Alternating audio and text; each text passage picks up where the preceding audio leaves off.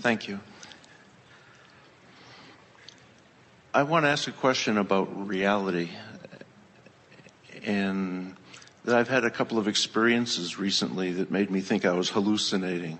Good. I was buying some scratch tickets, and a couple of times I've gotten $100 winners, and I really enjoy that feeling. And this winter, I was scratching a ticket, and the numbers matched, and I don't scratch the prize amount because I don't want to see what I'm not getting. I only scratch it when I've matched a number and I can see what I'm getting. And it was $10,000. And I got this electrical feeling over me, and the feeling, and I said, oh my God! And I sort of didn't focus on the ticket, and then when I looked back, the numbers didn't match, and I said, oh, I hallucinated, I made a mistake. And a couple... Well, if Esther can have the dream she had, she would like to call it hallucination. When you're inside the vortex, in other words, when you get tuned in, you do begin to see things as you want them to be. And if you see things as you want them to be vividly enough, then the universe must deliver them as you want them to be.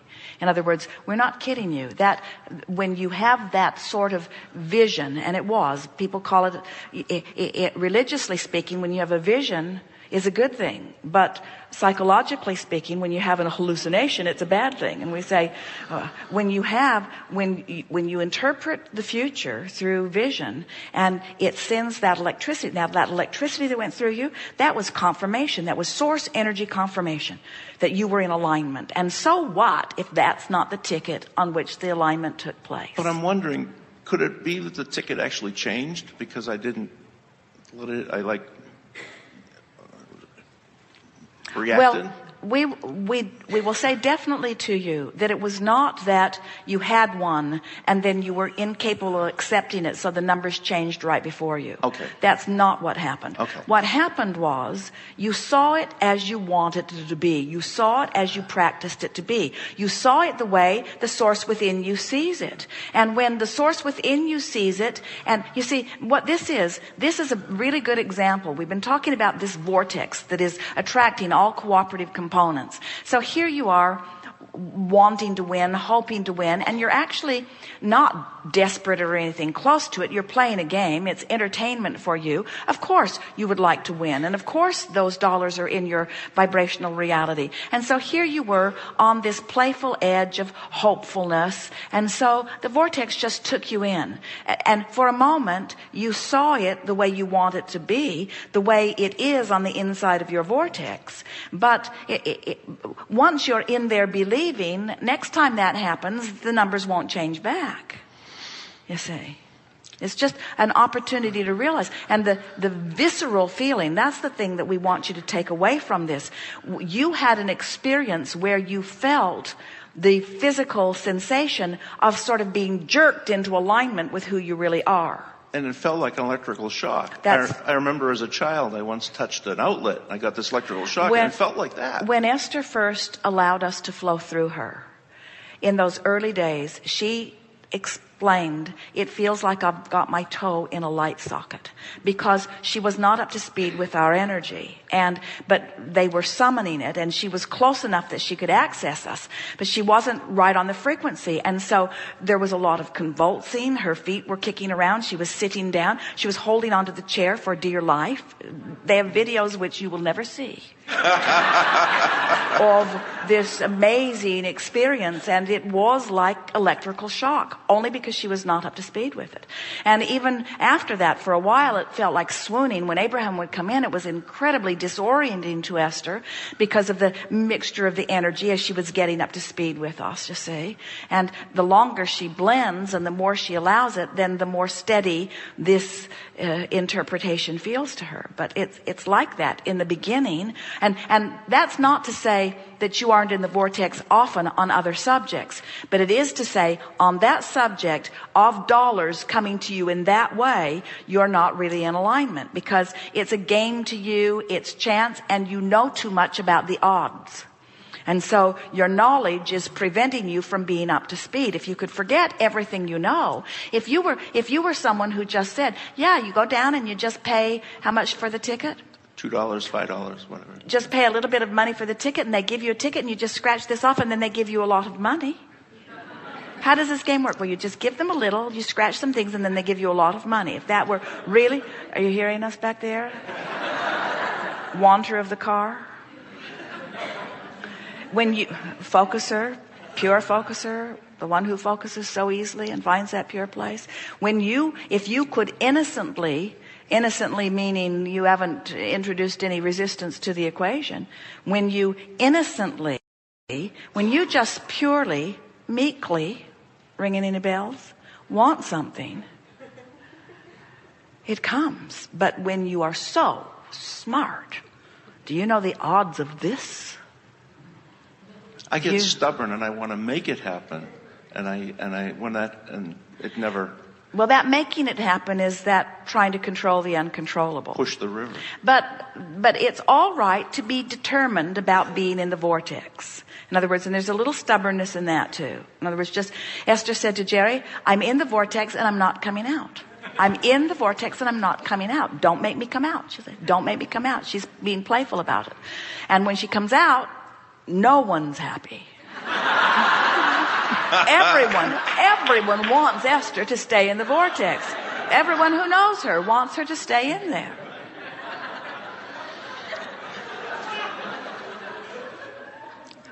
I had another experience that's like this, and I've tried to get back to that, and I can't make myself get back to it. But well, say it differently. We know that this is conversation for clarification, but say it differently.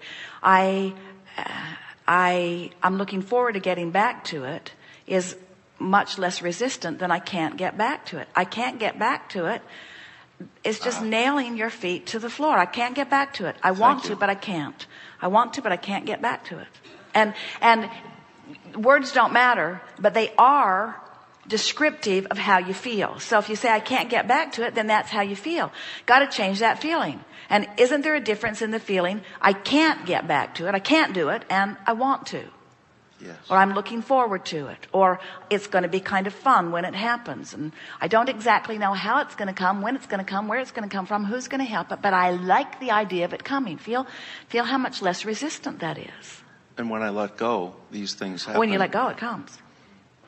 Yeah, I had the sensation of laughing when I was going by a supermarket, and I thought of a scratch tickets in my life. I thought of a scratch ticket, a type of one, and I wasn't going to the supermarket, and I was thinking about it. It started me laughing when I thought about it. So I pulled in, wanted to follow. I'm trying to do the Abraham thing. Follow one in, and there's the tickets, and I buy 4 or 5 of them. They're losers, and the 6th one was $500. And I stopped, and I said, well, there it is. That's what I visualized. So what's that tell you? So laughing was your indication of alignment. Yes. Laughing was your indication of being in the vortex. The idea that was occurring to you in the middle of all of that was an impulse that you were wise enough to follow. Now, you say, because I was laughing is the reason I followed the impulse. And we would say it's really hard to sort all of that out. In other words, you had an impulse. In other words, the laughing is alignment.